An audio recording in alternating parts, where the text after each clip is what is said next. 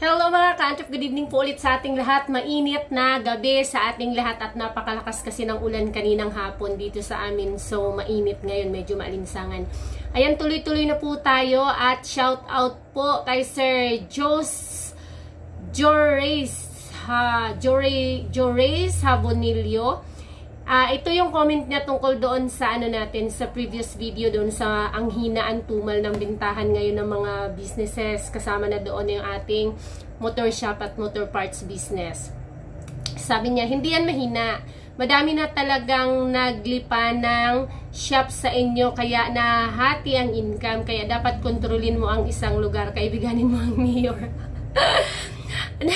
Nako, napakalupit naman ito ni Sir George, So anyway, may katotohanan naman talaga yung sinabi ni Sir doon sa konstekto ng napakarami ng naglipana na talaga ang mga motor shop, motor parts store, kahit saan. Okay, to tell you po, story time tayo.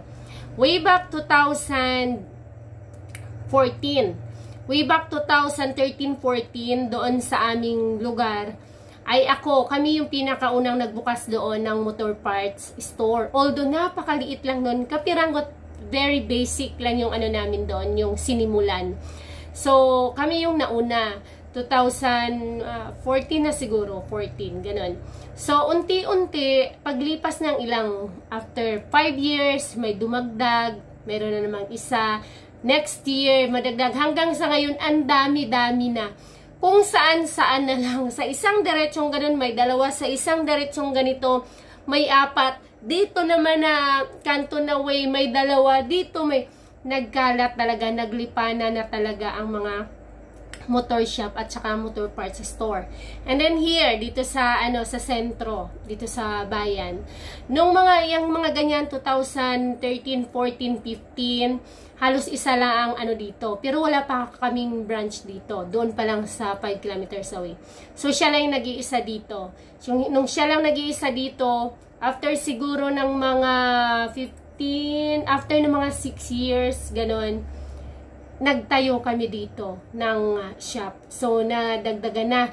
Ngayon, after again 5 years, sobrang daming shop na naglipana na nga talaga yung shop kahit nasaan. So, may katotohanan dun si Sir na humina din talaga ang mga shop dahil naglipanan po talaga ang mga shop. Actually, kahit saan, kahit saang city ngayon. Bakit nga ba naglipanan ang mga shop? Ang dami-daming sumusulpot ng mga shop. May maliit, may malaki, ang dami. Kasi po, talagang growing naman din talaga ang industriya ng mga motorcycle parts and accessories and motor shop. Napag-growing po kasi ng ng industriya ng motorsiklo. Imagine mo, 'di ba? Ilang brand, ilang company meron na ngayon ang mga motor. Way back ilang years ago, meron lang tayo yung mga branded na kilala lang talaga. Meron lang tayong Honda, Yamaha, Kawasaki, Suzuki.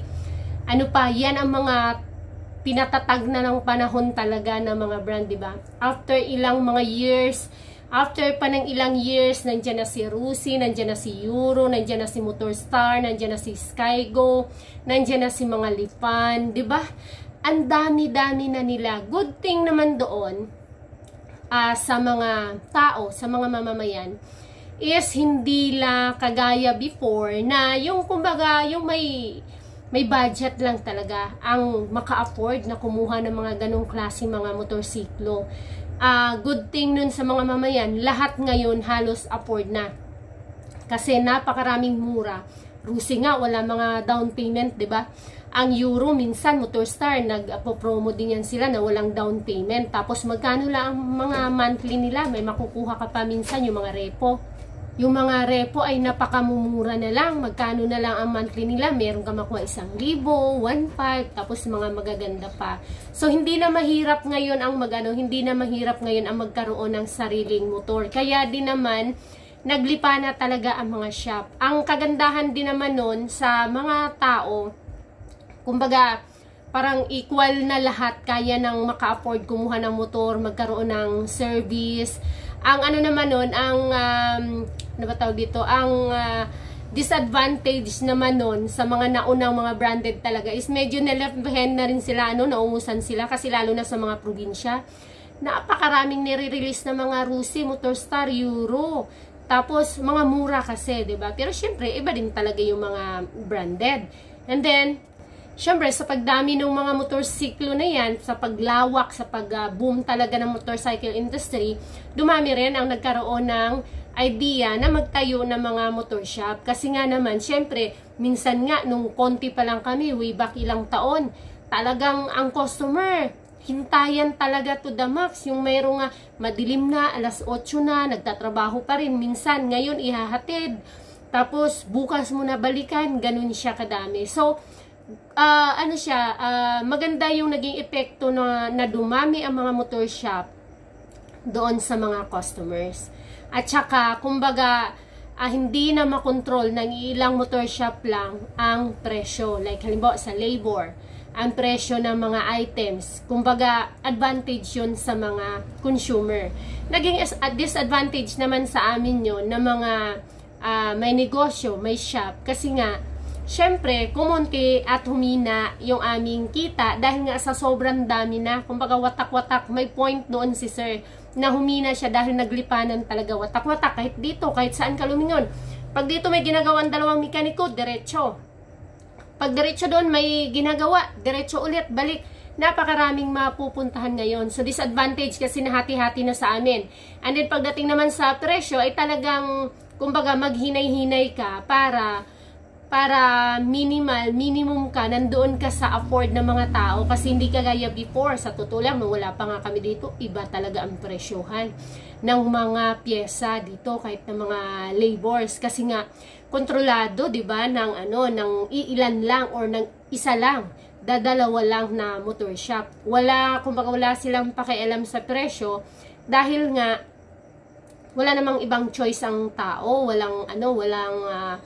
walang ibang mapuntahan. So, ang kita talaga ay malaki dahil nakokontrol nila ang presyo sa labor, ganon. Ngayon naman, puntuhan natin yung sinasabi ni sir na kontrolin ang magnegosyo, kaibiganin ng mayor. Nako, excuse me, malabo po yata yun sir kasi hindi naman tayo kalakihang kumpanya.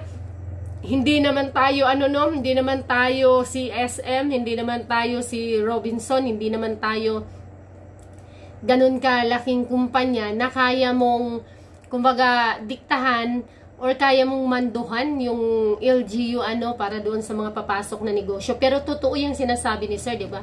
May mga probinsya talaga na kaya nga late sila talaga nagbo-boom dahil nga kontrolado ng mga iilan lang ang negosyo na malalaki doon sa kanilang probinsya. Ayaw kong pangalanan, pero bandang Bisaya, ganon. Usong-uso yan doon sa bandang Samar Leyte yata, 'di ba? Na parang na-late sila dahil kontrolado ng ilang mga malalaking negosyante lang yung kanilang lugar. So, wala nakakapasok na mga ibang negosyante. So, hindi naman tayo ganun kalakihang negosyante na kumpanya talaga na kaya or may karapatang gawin yun, 'di ba? Or kahit naman lang i-attempt.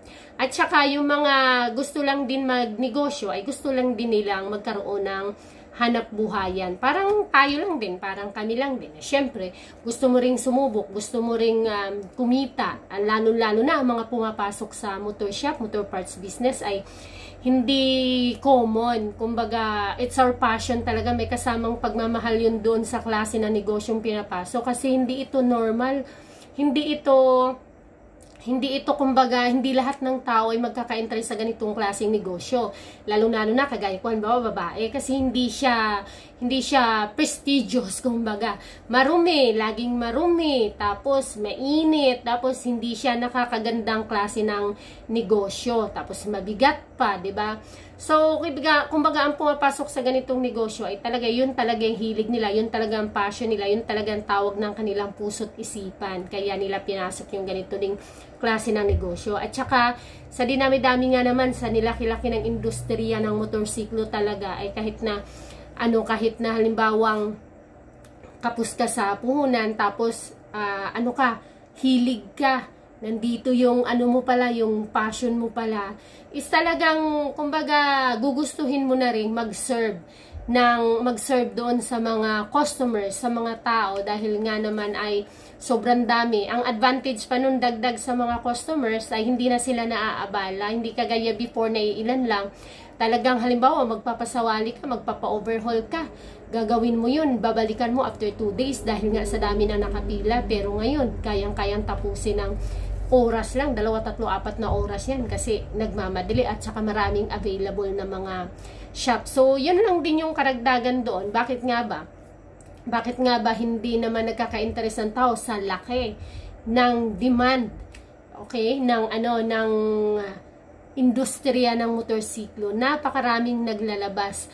Ang disadvantage lang nun kasi sa amin ng mga nagbebenta or mga retailer, seller, ay kumbaga lagi ko ang sinasabi, ano ba naman yan, hindi pa natin ako kumpleto ang pyesa ng mga, halimbawa, Honda Beat na FI na version 1 to, may 3 na. Diba? Yung mga ganun, hindi pa nga kumpleto yung mga ganito na mga pyesa. Ang dami-daming innovation, ang dami-daming dumadagdag. So, palaki din ang palaki ang demand ng mga customers. Kasi, kagaya halimbawa, sa isang lugar, hindi lang puro Honda ang mga motor. Hindi lang puro TMX. So, may Honda ka nga, may mga pang Honda ka nga, meron namang may TMX, may XRM 125, 110, may Wave 100, may Dash pa, Wave 100R, Wave 125, diba? Yung mga Honda. So, ang dami, tapos Kawasaki, ang dami mo kailang iserve. So, nangangailangan kami talaga ng, kumbaga, mas malaki pang kapital. Kasi, hindi na lang siya isang brand. Mayroon pa si Rusi, si Skygo, si Lipan, diba? So, marami. Mas malaki ang demand na kapital ang kailangan ngayon dahil sa growing industry ng ating motorcycle parts and industry business. So, yun lang po yun, sir. Yes, tama ka po. Isa talaga yun sa dahilan yung naglipana ng mga mga motor shop, motor parts store sa kahit na saan ngayon. Pero, at the end of the day, ay pagandahan na lang talaga ng serbisyo, pakumpletuhan na lang talaga ng pyesa, yung availability ng ating mga pyesa, yun ang pinaka-importante kasi talaga. Kasi anuhin mo yung, okay, daming customers, may alam ako doon sa amin na limbawa noon, ang daming mga nakatambak doon ng mga motor, mga wala kasing pyesa. So, ang mga tao, mga customers, mas gugustuhin nilang pumunta doon sa shop na alam nilang magagawa at makakabitan ng pyesa yung motor nila at hindi matitenga, diba? So, doon sila pumupunta sa mga kompleto kasi alam nilang may pyesa. Okay, so yun lang po. Thank you so much po sa inyong lahat at shout out po again. Ayan, sa MC Don Motor Parts and Accessories from Kalinan, Davao City.